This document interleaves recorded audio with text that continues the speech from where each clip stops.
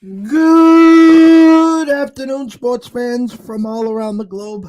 I am your host, Jeff Dawson, East Coast Sports Investors, and this is your midday market report for Wednesday, April 20th, 2022. Our weekly trip across the border, as we get to talk with our buddy, the pucks guru himself, Mr. Andrew McInnis at McInnis Picks at Wager Talk. I think I previewed it, pucks, props, and much, much more as we get another week to see how he's doing in his lanes. I get a look at what he's looking at tonight and the rest of the week in the NHL as we getting ready for the playoffs. Um, is Vegas done? I think they are. I think their must win has come a few games prior, and obviously, I think it was Monday. They lose to the Devils, and now they're hosting the Capitals, who the Capitals have had pretty good success against them in Vegas, especially. But a lot to talk about. So we have our man, Mr. Kiefer Engels, behind the desk, a little Kiefer magic as well. So let's bring him on board, the one, the only, Mr. Andrew McInnis. Afternoon, my brother. Good afternoon, my brother. And I thought I heard you talking some football backstage. It was nice and refreshing to hear some football talk. I haven't heard anybody talking football recently. Obviously, it's been an entertaining offseason, to say the least, but we're caught up in NBA and NHL playoffs, and it's getting exciting, man. It's, last couple of weeks of the NBA season was a bit dry. Even the NHL, most teams are kind of solidified in their positions, but it's getting pretty good. How are things with you? Our pucks were as cold as the frozen pond of late, just on the wrong side of everything. Didn't matter which way we went. Last night, I said the hell with it. We dove back in. Went 2-0 last night. We had the Rangers puck line minus a goal and a half, plus 115 as they win 3-0. And the Predators got us on Sunday for the last leg of a three-legged parlay on our action parlays. I talked about the Blues and what they do in the second period. The Preds last night have a 2-0 lead against Calgary, plus 115. In comes Calgary 2-1, 2-2, and we usually know what happens after that once it goes to OT, and then never mind a shootout, but was fortunate to eke that one out, so we won 3-2 there. Before I get to the Blues and the second period, they scored a touchdown on Sunday against the Preds, and I brought this up. I don't know if you have anyone at Wager Talk or any analytic, any nerd. They have to be leading the NHL in second period goal scoring. The Blues? Yes. I can check into that for you. I can't look at it right now. I will say, I'm not. I think I've given him a shout out on your show before, but a follow on Twitter, Jeff, PSU Auto on Twitter, Chris Auto, at PSU Auto. He is an unbelievable follow. Great guy. I've spoken to him before. He does tracking for first period, second period, and third period totals. So I won't be able to tell you exactly how many goals they're scoring, but I could tell you, if they're going over or not in the second period, third period. Really, that will kind of give you the opportunity to take a look at it. But I love looking at Chris's charts. I use it especially for the first period. But, you see him on Twitter. He'll say, you know what? They didn't get it done in the first period, but this team is, 80% last 3 weeks with the second period over. And the funny thing is there's lots of juice with those plays, like minus 200 or 180 sometimes. But as they say in boxing, you'll lay a minus 300 if it should be minus 400. And that's kind of how I feel about some of those prices. But the totals have been very weird in the NHL right now. We finally saw a lower scoring night yesterday. The defensive intensity is picked up. I wanted to ask you, I think we've talked about it before together, but are you someone that would ever bet the draw? Because I think I spoke about it on your show last week, and I still haven't, done it. I've talked about it. I've said this is going to be a good game to do it. You see what happened with Nashville yesterday. You see what happened with Vancouver yesterday. You play both those and only even one hits, you're coming out with some nice money. Both of them, I believe, plus 325, plus 350. When all those points matter and every single point, whether it's one or two, add up. You take a look at the Canucks, good example there with them, so every point matters.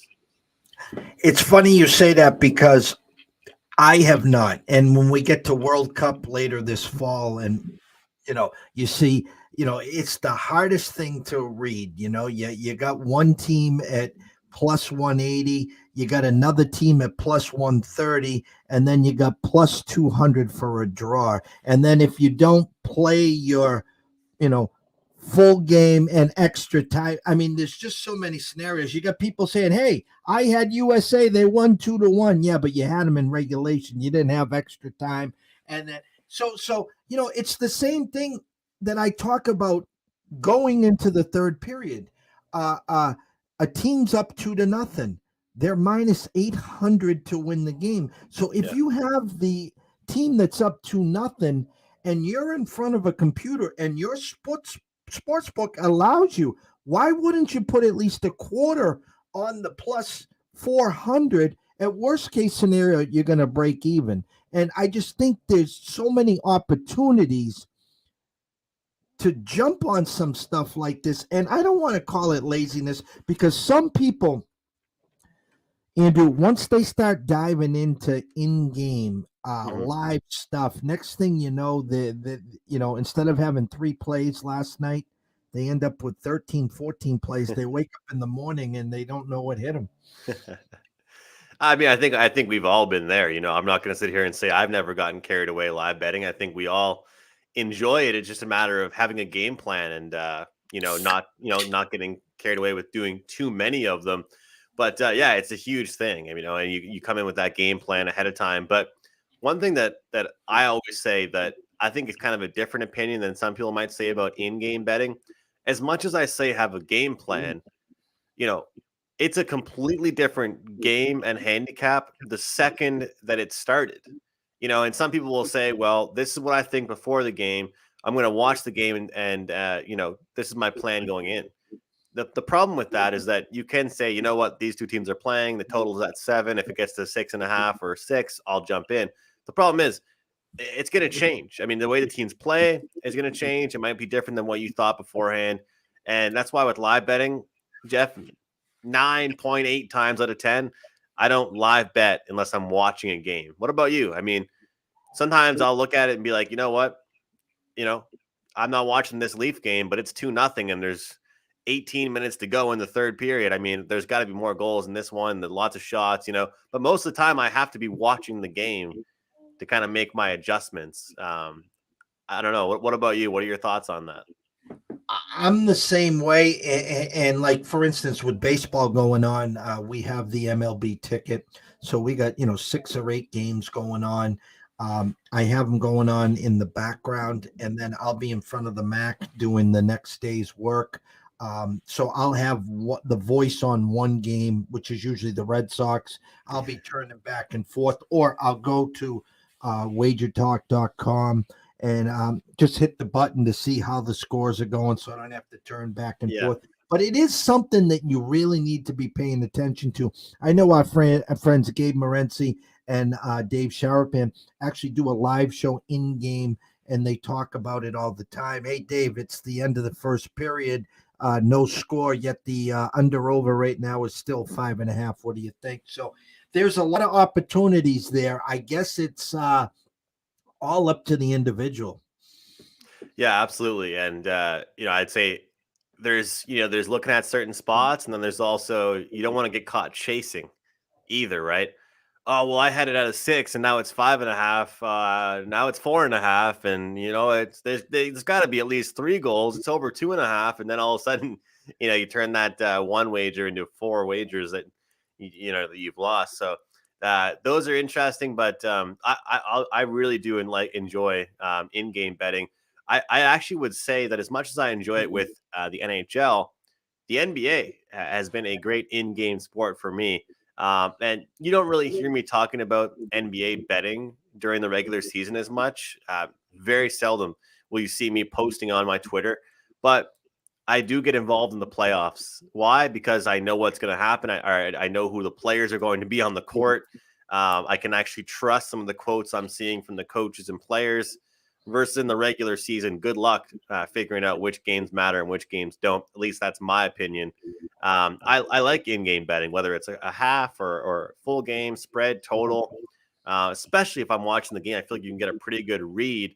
And rotations, I think, are the biggest thing to watch out for. How a coach is utilizing his lineup. I think in yesterday's game, if you look at how long, Chris Paul sat in the Suns game, I thought it was far too much. I thought that the way that they utilize their starting lineup, the Suns are obviously a great team and we know what they're capable of, but I felt like they left that bench out there for a little longer than I would have liked, and at one point you could have popped in there and gotten, a plus 12, plus 10.5 on the Pelicans, a team that was shooting very well. The Suns just had an unbelievable first half as well. So NBA in-game betting is my favorite, Jeff, I think, especially this time of year. Behind the scenes before the show started, you heard me talking to Kiefer. I'm going to just say exactly what we were talking about, and I was kind of curious at your perspective.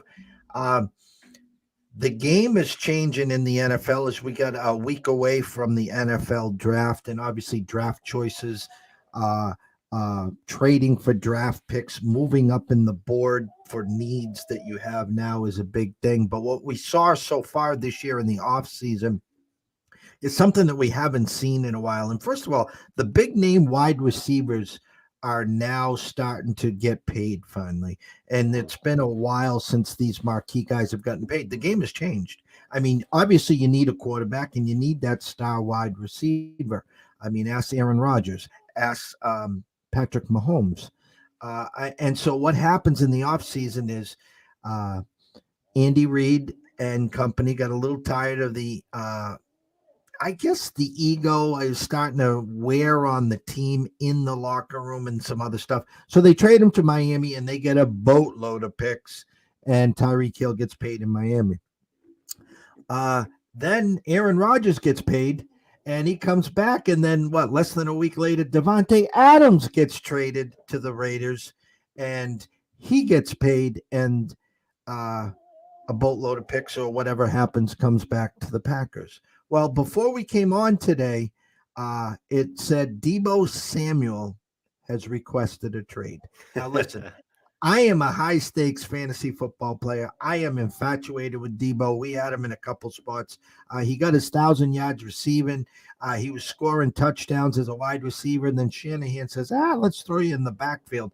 And it was so fun to watch. And you get him in open space. Yeah. He's got that second year that is second to none. But as I told Kiefer, and as I'm going to say it here on the air, Shanahan is almost like a disciple of Belichick. It's his system. It's not the players. It's his system that puts everyone in the right place to make his team so good. So at this point, you could not sell Deebo at a higher stock price because the whole world that needs a number one, that needs a versatile player like Deebo, would be waving their hands like this. So I'm going to ask you, would you trade Deebo for a king's ransom? I like what he brings. I like how it's the backfield and as a wide out. You talk about the system, and I think that's a really good point that you bring. You talk about stock value with a player. That's something that people kind of forget about. What a coach really is setting somebody up for with their success. You move him from one team. Maybe he isn't that exact same player. I look forward to seeing what some of these moves work out for, like Devontae, and with Tyreek. But with Deebo, I think he fits in well with San Fran. But if they get a great return in and can make things happen, and we know how well coached the team is there in San Fran, maybe it's not so bad, especially with somebody requesting that they want out.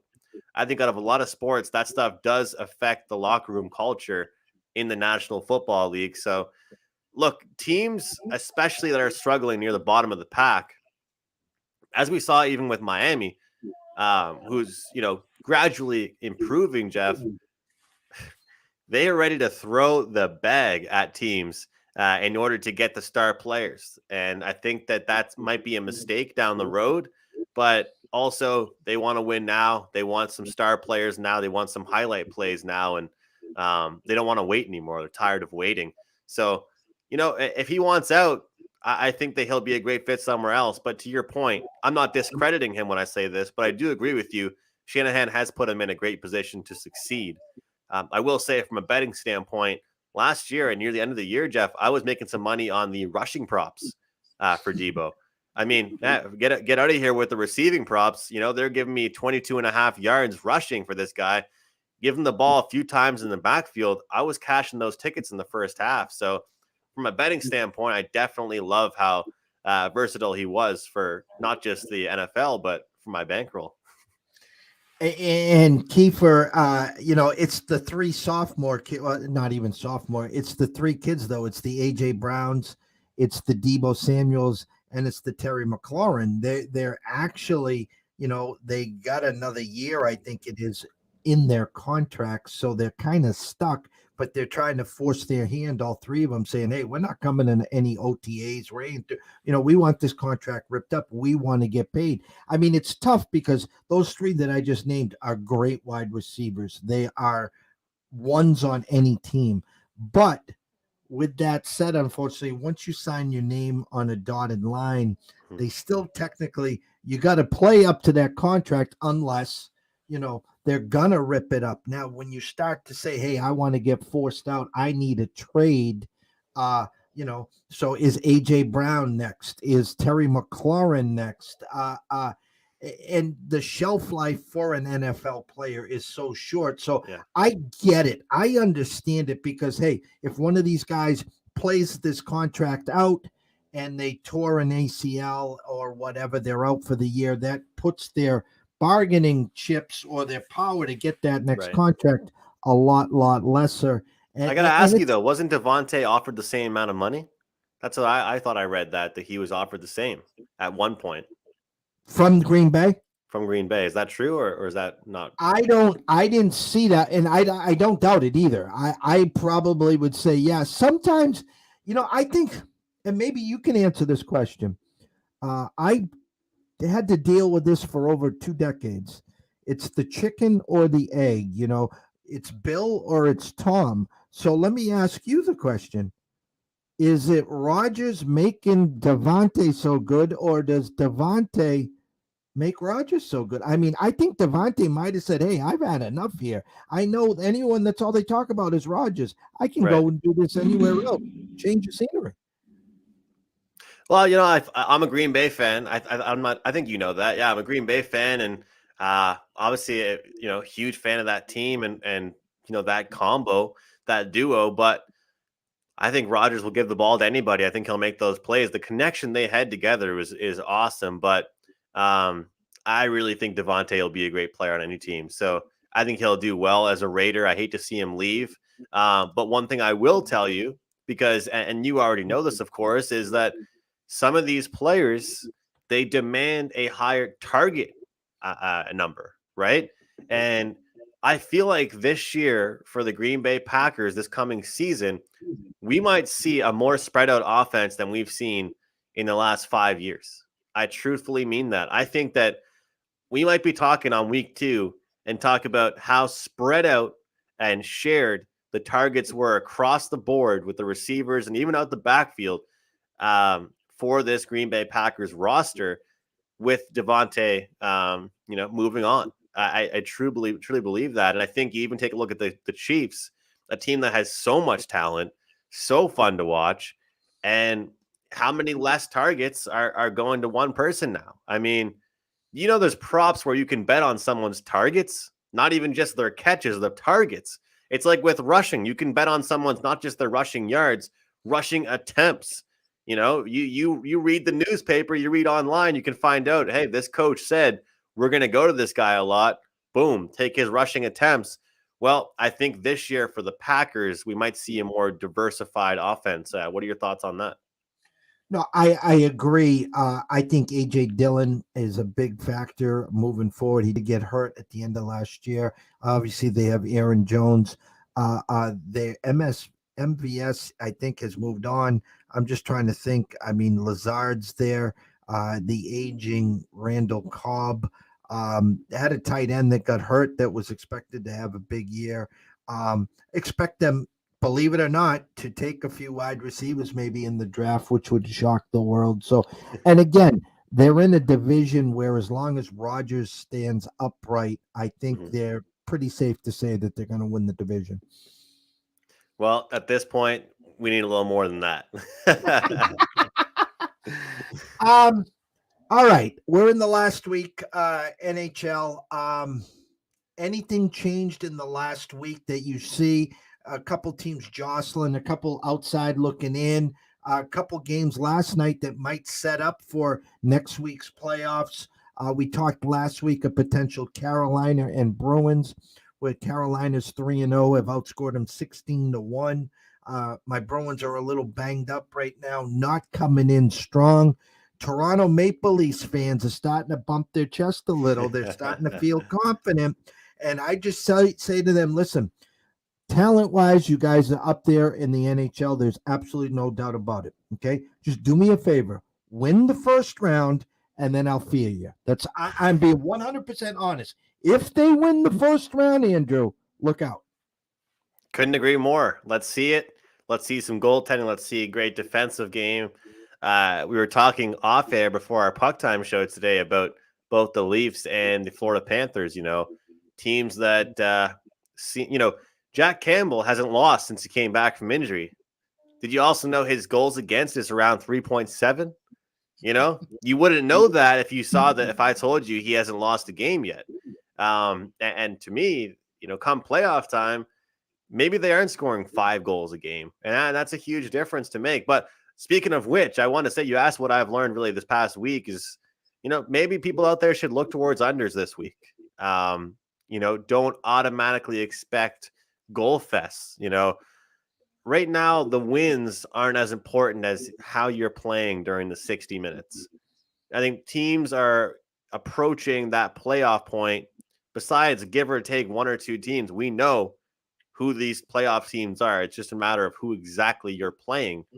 I think you're going to look towards more low-scoring hockey.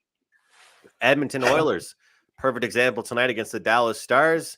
Back-to-back shutouts for them. Their last 10 games, they've only had 2 duds where they allowed 5 goals in 2 games. But other than that, we've seen them, give up 1 goal, 2 goal, maybe a couple times, Jeff, 3 goals. Kind of impressive and, kind of jaw-dropping with this Oilers team. And the Dallas Stars, they're back to their usual self, playing low-scoring hockey, what you like to see in the playoffs, or at least what they want to see. So I think yesterday, I had a friend of mine text me and say, hey, is this the night of the in-game overs here? And I kind of said, hey, which one are you thinking? Because there's not, yesterday I liked the under in the Bruins Blues game. Didn't pull trigger on it, but I just figured it would have that playoff type competitiveness. It didn't get there easily, but it got there. And across the board, we're starting to see that where teams aren't trading goals as much. They're kind of sitting back and protecting the net a little bit. And speaking of your Bruins, I'm super excited to be headed to Montreal this weekend to watch them play. And I actually just, was chatting with a pal of mine, Jimmy, who's covers the Bruins, but he also has a colleague and he's a chief editor with MontrealHockeyNow.com as well. And he said, look, take the under in a lot of these Habs games when Carey Price starts. And I know that's kind of a blanket statement, but when he said that, because him and I had a little bit of a disagreement on our show together yesterday, and I said it's hard to not take an over in some of these Habs games, even with Price and net. And I love Carey Price, and I'm a huge diehard Habs fan. He said, look, I'm not saying it's all about Price. I'm saying it's about how the team is adjusting with him in net. And it's actually very interesting because if you look at the way they've played under St. Louis, they played fast. They've played transition. Now they're pretty much playing not to lose instead of playing to win. And, if Montreal or anybody on the team heard me say that, I'd be crucified because no athlete wants, someone saying that about their team. But, 0 goals, Jeff, in the first 2 games that Montreal has started. Carey Price, no goal support. I think it was a 1-3-0 loss and 1-2-0 loss, but they've protected him. They've given anybody hell if they've even bumped into him. So it's an interesting strategy to look out for. But yeah, I think unders are a big move here coming up this week. Shout out to Mr. Cajun himself, Mr. Billy Hewlin, that says hello to myself and you, Andrew, from Cajun country, Louisiana. So we wish him the best. Roll Tide, Billy. Roll Tide. We'll be talking SEC football before you know it. Short board today, Mr. Andrew. 1, 2, 3, 4 games on tap.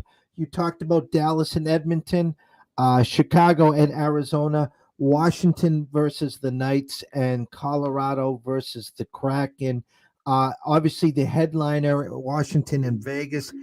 Are they out? Are they done? Or is there any slim hope that Vegas can sneak in? I think I'm a contrarian here. I like Vegas. I think there's still hope. I think that, I was actually I was listening to your pal Sherapan, or I should say our pal Sherapan, after I got to meet him a few times, and him and a couple people were talking, and the thing is, the Vegas did seem dead in that game. But one thing I wanted to point out is, as a handicapper, you look at what coaches are saying, what players are saying.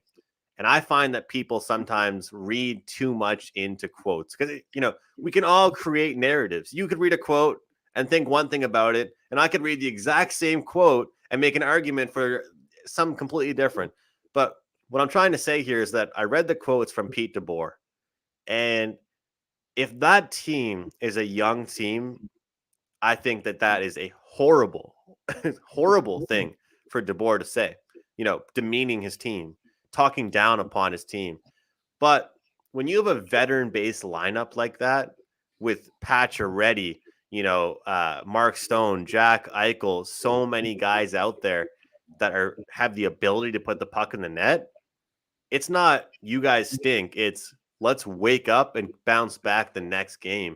I think if, the head coach of, let's say, the Devils were to say that, then that's a really, really poorly managed team because half the players are my age on that team or younger, But on a team like Vegas that has so many vets on it, they're used to it. They've been playing hockey all their lives. I thought it was one of those things where it didn't really bother me as much as some other people were freaking out over what DeBoer said.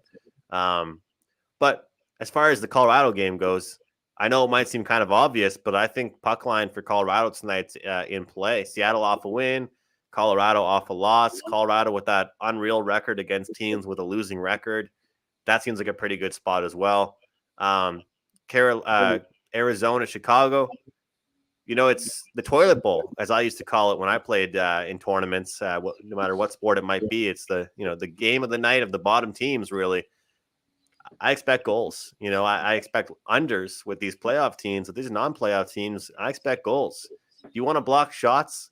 I mean, you got a trip to Cancun planned in 3 weeks. You want to have bruises all over you? I think that Arizona's giving up goals every game. It's like a average 5 goals against, pretty much. So 6.5, I'll take that over. But that's what I like really for tonight's card. The Dallas Edmonton game.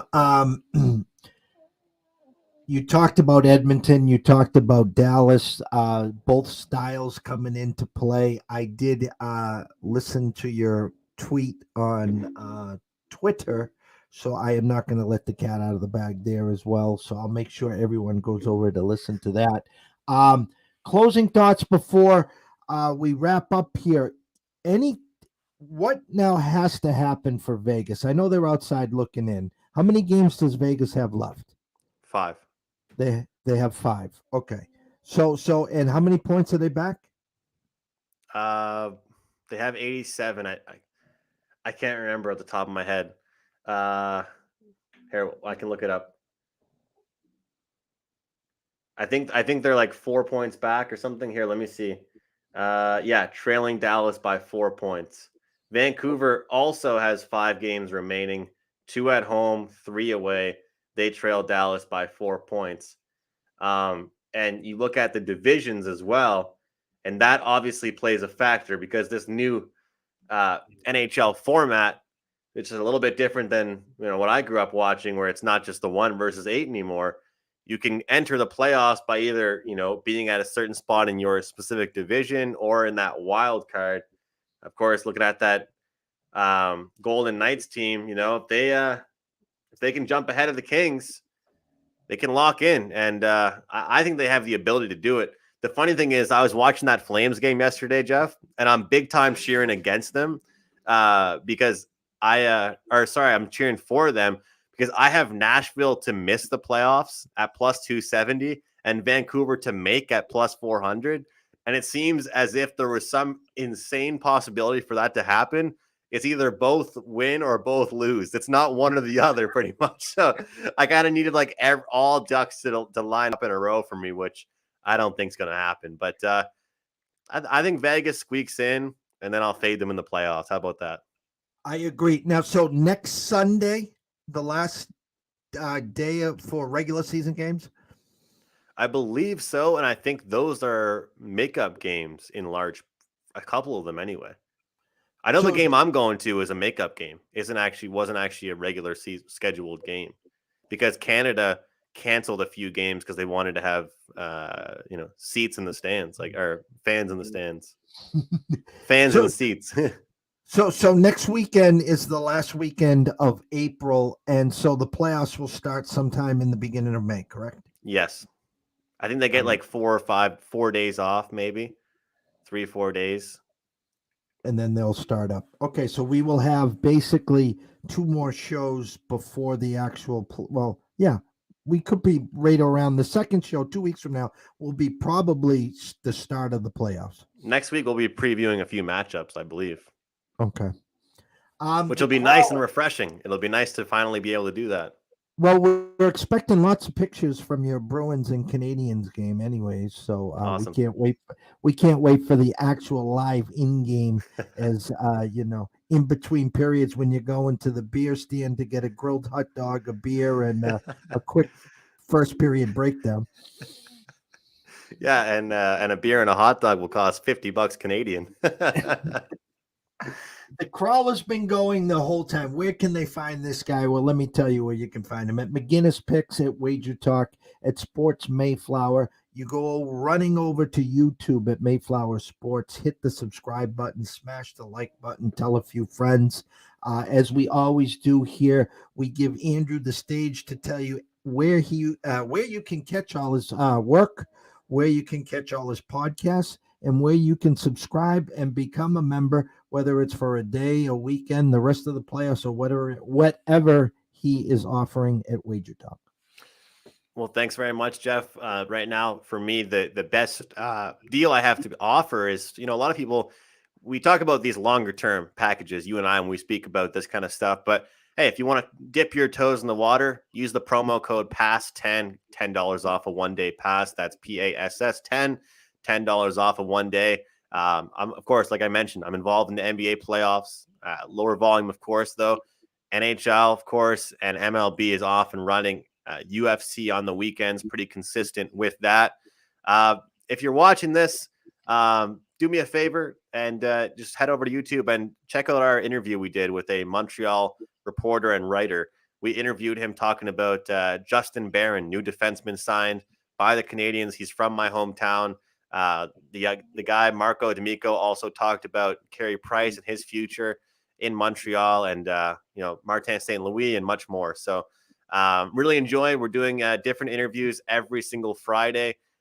We have somebody from the national news here in Canada on this Friday to talk about the Canada men's national soccer team going to the World Cup. So we're keeping busy with our interviews, and it would mean a lot to check those out. And as always, we are blessed and honored to have you here every Wednesday for our crossing the border to get caught up on the pucks, props, and whatever else we talk about. It's great to have you obviously on board here. And as we get to the warmer weather, we'll be slinging the football around, talking some CFL. And I always got to say, we'll be talking World Junior Hockey before you know it.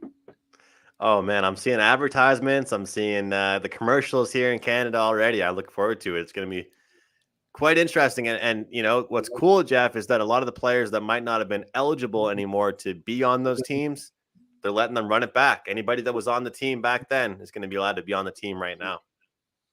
We can't wait. So from Jeff Dawson at EC Sports Invest, from Andrew McInnis at McGinnis Picks, at Wager Talk, at Sports Mayflower, we wish everyone a blessed day.